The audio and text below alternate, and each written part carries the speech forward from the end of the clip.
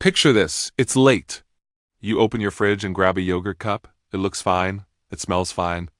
But then you look at the lid, it expired yesterday. Suddenly, your brain panics. Is it still safe to eat, or is it a biological time bomb? Every year, billions of dollars of perfectly edible food are thrown in the trash simply because of one tiny printed date.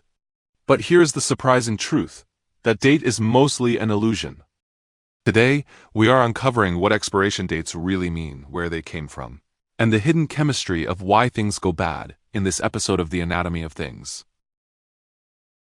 Let's start at the beginning. For most of human history, food didn't have a timestamp. If a piece of meat looked gray or milk smelled sour, you didn't eat it. Your nose and eyes were your only labels. So who actually invented the expiration date? Believe it or not, we largely have to thank the American Mafia. In the 1930s, the notorious gangster Al Capone was looking for legitimate businesses to wash his money. He bought into the dairy industry. The legend goes that after a family member got violently ill from drinking spoiled milk, Capone used his massive influence to lobby the city of Chicago to stamp dates on milk bottles. From there, as food started traveling across the country and sitting on supermarket shelves, the practice spread. Manufacturers needed a way to guarantee consistent quality and protect themselves from lawsuits. Notice I said quality, not safety.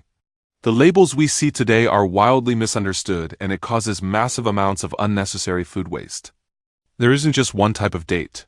A sell-by date is literally just an internal memo to the grocery store clerk.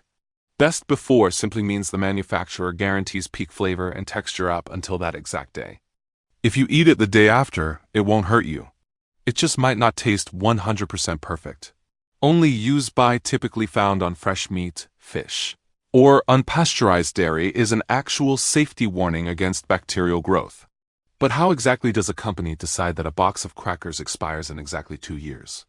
They don't actually wait 2 years to find out. In the lab, they use a process called accelerated stability testing. They put the food, or the pharmaceutical, into specialized environmental chambers. They crank up the heat and the humidity to artificially stress the product. By increasing the thermal energy, they speed up the chemical reactions. This allows them to chemically simulate months or even years of shelf life in just a few short weeks. What they are watching for during these tests isn't usually dangerous bacteria.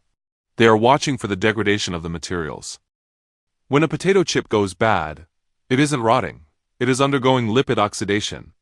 The fat molecules from the frying oil are reacting with oxygen in the air, breaking down the chemical bonds and turning the oils rancid. When a cookie goes stale, it is just moisture migration.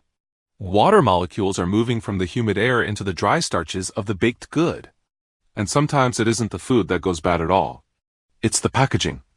Over long periods, the polymer structures in plastic wrapping, or the seals on canned goods, slowly begin to break down, letting in microscopic amounts of air. The food inside is completely safe to eat. The chemical environment has just shifted.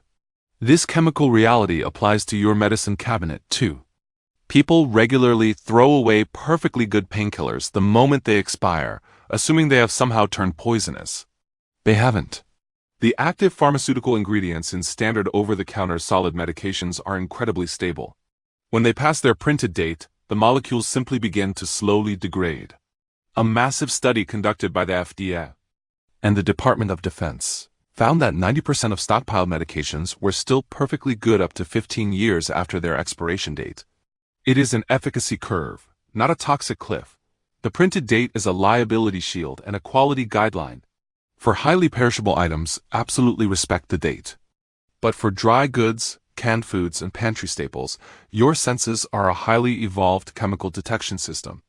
Trust your nose, check the texture, and use common sense. If you have a suggestion for the next everyday mystery or hidden science we should explore, leave it in the comments below, and we'll be sure to give you an acknowledgement in the next video. Thank you for joining us today on The Anatomy of Things. Don't forget to like, subscribe, and stay tuned for more stories woven through the smallest details.